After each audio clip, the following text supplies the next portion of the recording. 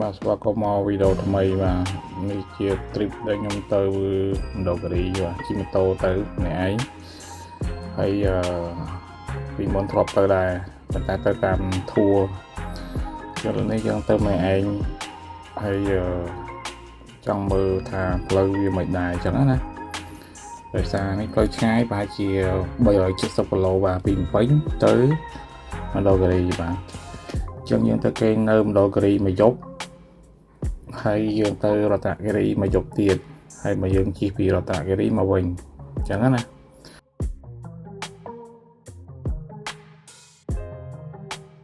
បាទអញ្ចឹងយើងចេញពីភ្នំពេញទៅជិះតាមផ្លូវជាតិលេខ6ហើយជិះតាមស្ពានតាមាក់កាត់តាមវារាំងខេត្តព្រៃវែងអញ្ចឹងណាស្វាយអន្ទោមេមត់ញីក្រែងហើយទៅដល់មណ្ឌលគិរីទីក្រុងសែនមនោរម្យអញ្ចឹងទៅបាទអញ្ចឹងខ្ញុំជិះចេញពីផ្ទះម៉ោង6កន្លះអានេះយើងមកដល់ស្ទឹងមានជ័យថ្មីសាស្ទឹងមានជ័យថ្មីបាទម៉ោង6កន្លះជិះទៅវាមិនស្ទុំមនុស្សមានគួរសមដែរបាទអញ្ចឹងយើងទៅដល់ជិះតាមផ្លូវទៅឆ្លងស្ពានបាទជួយចវាហើយមិនឆ្លងស្ពានភេទមៈហើយបើយើងទៅតាមផ្លូវជាតិលេខ8បាទអញ្ចឹងយើងសេចតាម Google Map វាដាក់ថាពីភ្នំពេញទៅមណ្ឌលគិរីគឺ370គីឡូប្រហែលអញ្ចឹងណាអញ្ចឹងយើងត្រូវជិះប្រហែលជា5ម៉ោងអីចឹងទៅអញ្ចឹងបាទហើយយើងត្រូវដឹងថាបើយើងចង់ទៅនឹងយើងត្រូវធៀមថាយើងទៅទឹកគេណាយើងទៅកន្លែងណាខ្លះអញ្ចឹងណាហើយម៉ោងប៉ុន្មានយើងទៅដល់អញ្ចឹងទៅកន្លែងណាដែលយើងគួរទៅអញ្ចឹងណាអញ្ចឹងយើងត្រូវធៀមទៅអញ្ចឹងទៅមកយើងទៅដល់វាអត់ខាតពេលវេលាអញ្ចឹងណាទៅខ្ញុំអញ្ចឹងខ្ញុំទៅដល់ហ្នឹងកន្លែងខ្ញុំត្រូវទៅហ្នឹងគឺធ្វើអូរាំងថតរូបអញ្ចឹងណាហើយទៅទំនប់អូតេអញ្ចឹងទៅគេទំទួយហើយខ្ញុំនឹងទៅអីគេអណ្ដូងស្នេហ៍ភ្នំអណ្ដូងស្នេហ៍នៅចិត្តព្រំដែនវៀតណាមអញ្ចឹងណាទៅនឹងលេងហើយបើខ្ញុំចូលក្រុងសែនមនោរម្យមណ្ឌលគិរី check in នៅក្នុងអូតែលអញ្ចឹងទៅអញ្ចឹងតាមស្មានទៅយើងទៅដល់នោះប្រហែលជាម៉ោង2អីចឹងណាហើយយើងទៅពី3កន្លែងហ្នឹងហើយគ្រប់ម៉ោងចូលតែ check in សម្រាប់ហ្នឹងទៅព្រោះយើងជិះឆ្ងាយបាទហើយកន្លែងមណ្ឌលគិរីវាមានកន្លែងច្រើនដែរអញ្ចឹងណាអញ្ចឹងយើងត្រូវធៀបមុនថាយើងទៅណាយើងទៅចង់ទៅកន្លែងណាខ្លះ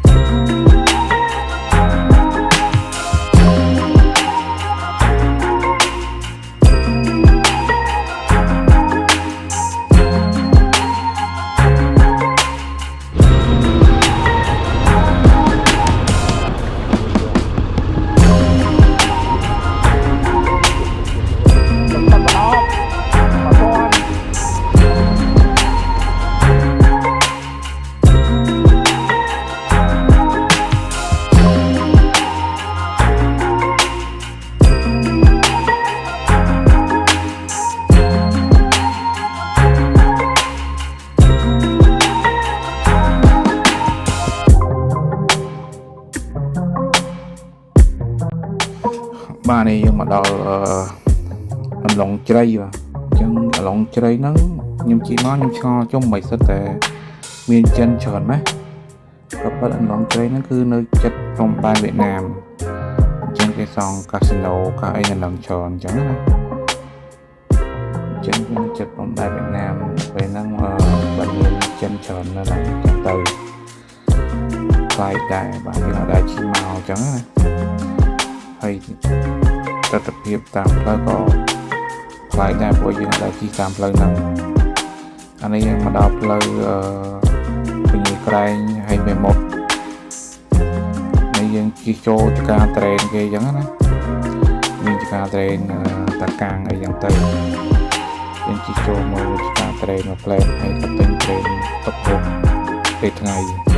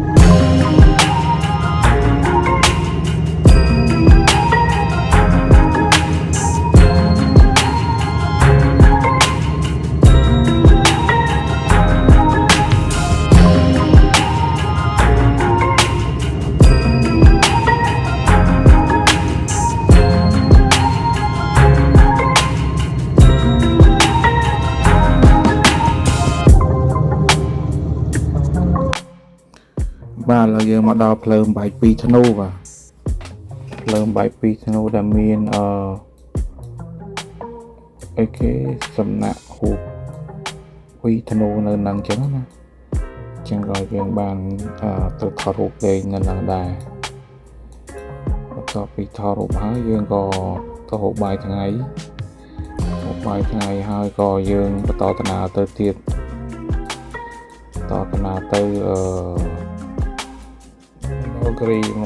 ងបាទនេះយើងជិះមកដល់ហួសកៅសីមាអញ្ចឹងហួសដល់កៅសីមាមិនថាចិត្តដល់មណ្ឌលគិរីអីបាទអញ្ចឹងតាមផ្លូវហ្នឹងគឺព្រៃរហូតអត់មានទេអត់មានភូមិអត់មានអីទេអញ្ចឹងណាវាស្រៀងផ្លូវកោះកុងដែរផ្លូវកោះកុងខ្លះព្រៃអញ្ចឹងទៅព្រៃដាច់ស្រយាលអញ្ចឹងណាគឺយើងជិះតែម្នាក់ឯងអញ្ចឹងបាទទាំងរៀងស្ងាត់រៀងខ្លាចដែរជើងយើងជិះពីនឹងទៅរហូតដល់អូរាំងយើងដល់អូរាំងហើយมันទៅដល់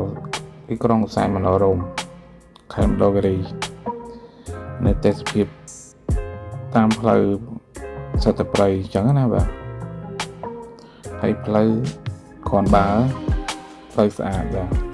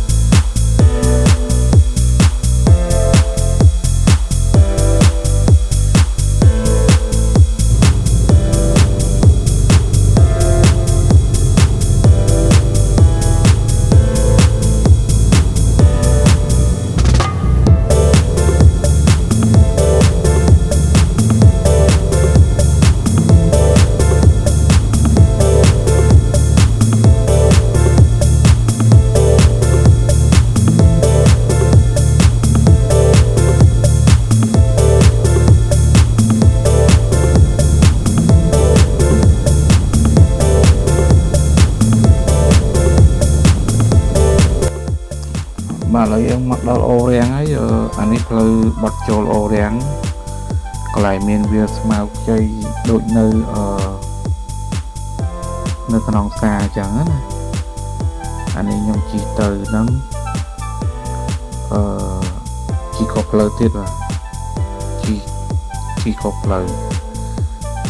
ដល់ពេលហ្នឹងយើងឃើញមានកន្លែងស្អាតដែរប៉ុន្តែអត់ស្អាតដូចកន្លែងយើងមើលខ្ញុំមើលវីដេអូគេថតណាវាស្រៀងគ្នាវានៅចិត្តគ្នាតែខ្ញុំចូលខុសផ្លូវក៏បានថតតែប៉ុណ្ណឹងទៅហើយផ្លូវនេះផ្លូវដីក្រហមបើមេឃភ្លៀងខ្លាំងល្អលម៉ូតូខ្ញុំជិះបានទេម៉ូតូខ្ញុំកង់វាជិះបានតែអនរ៉ូតផ្លូវកស៊ូទេផ្លូវនេះពេលយើងភ្លៀងវាល្អលដីភក់ចឹងក៏កង់ក្រោះអីមិនជិះបានចឹងទេដួលពិបាកលើកម៉ូតូលើកអីម្នាក់ឯងយើងពិបាកដើមម្នាក់ឯងចឹងណានេះកន្លែងវាស្មៅហើយទីយើងបោះត្រូលឲ្យដល់គ្នាមើលបន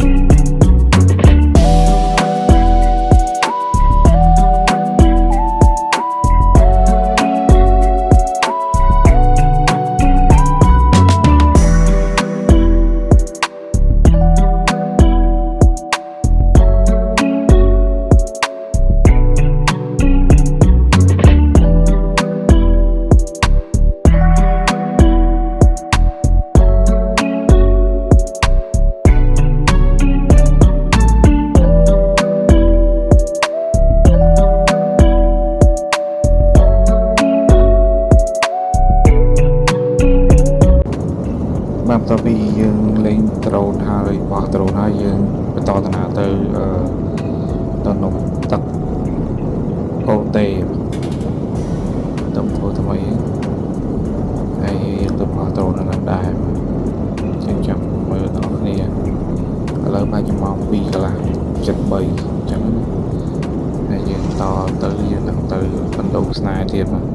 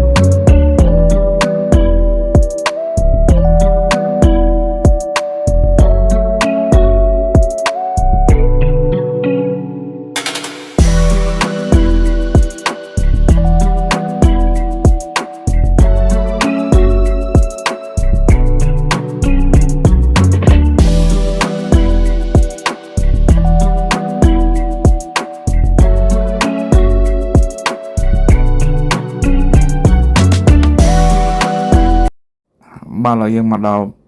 ភ្នំអន្លងស្នេហ៍អណ្ដូងស្នេហ៍ខ្ញុំមកដល់មានឡានទេសចរគាត់មកដែរអញ្ចឹងណាអញ្ចឹងភ្នំហ្នឹងចោតបាទហើយដីវារៀងស្អិតបន្តិចអីបន្តិចអញ្ចឹងណាតបងថាយកម៉ូតូមកឡើងយកឡើងមកតែអត់ហ៊ានទេបាទអានេះមិញឡានគេចុះទៅអញ្ចឹងណាគេចុះតាមស្មៅទៀតហើយយើងកាន់តែអស់រអល់ទៅក្រោមអញ្ចឹងណាហើយខ្ញុំម៉ូតូនេះធំអត់ហ៊ានយកឡើងព្រោះខ្លាចចុះមកវិញឡើងរួចចុះមកវិញអត់មានណាជួយតប់អញ្ចឹងណាអាហ្នឹងតែចាប់ប្រាំងគឺអស់កង់ទៅហ្មងអញ្ចឹងអានេះតិចមេឃភ្លៀងមេឃខ្មៅមកដល់ហើយតិចខ្ញុំថតឲ្យមើលនេះប្រហែលជាម៉ោង3កន្លះ7:04បាទអានេះមេឃខ្មៅណាតិចភ្លៀងមកឈូហ្មងដបងថាបោះដ្រូននៅនឹងទៀតប៉ុន្តែបានបោះទេបាទដោយសារមេឃភ្លៀងអានេះបាទភ្លៀងអញ្ចឹងទៅក៏បាទអញ្ចឹងខ្ញុំជីពាក់អាវភ្លៀងជីទៅវិញហើយអានេះស្ដាំដៃហ្នឹងគឺភ្នំអណ្ដូងស្នេហ៍ហើយអញ្ចឹងខ្ញុំជីបកក្រោយទៅវិញ24គីឡូអញ្ចឹងនៅនេះមេឃពេលល្ងាចភ្លៀងដូចពេញអញ្ចឹងបាទភ្លៀងដូចចាក់ទឹកអញ្ចឹងបាទភ្លៀងបើកភ្នែកអត់ចង់កើតទេហើយភ្លៀងហើយកោបន្ទះទៀតខ្ញុំជីភ័យទេព្រោះខ្លាចផ្ទះវាបាញ់អញ្ចឹងណាហើយអញ្ចឹងក៏ទៅឈប់នៅតូបគេឲ្យវារាំងភ្លៀងហើយបើយើងជីទៅតែ check in យប់ហ្នឹងខ្ញុំ check in ខ្ញុំគេងនៅពីដោប៉ាមអាហ្នឹងខ្ញុំ booking តាម booking.com ណាមកបន្ទប់ហ្នឹងគឺ$10យើងមានខែ4យើងគេងជុំមួយគេអញ្ចឹងណាបាទនេះជាទស្សនវិជ្ជានៅកន្លែងខ្ញុំគេងបាទហើយវីដេអូប្រហែលជាចប់មកភាគហ្នឹងហើយប្រហែលជាមាន3ភាគមួយថ្ងៃមួយភាគអញ្ចឹងណាអញ្ចឹងកុំភ្លេច Subscribe channel ខ្ញុំផងបាទថ្ងៃស្អែកនឹងថតវីដេអូភាគ2ទៀតបាទអរគុណ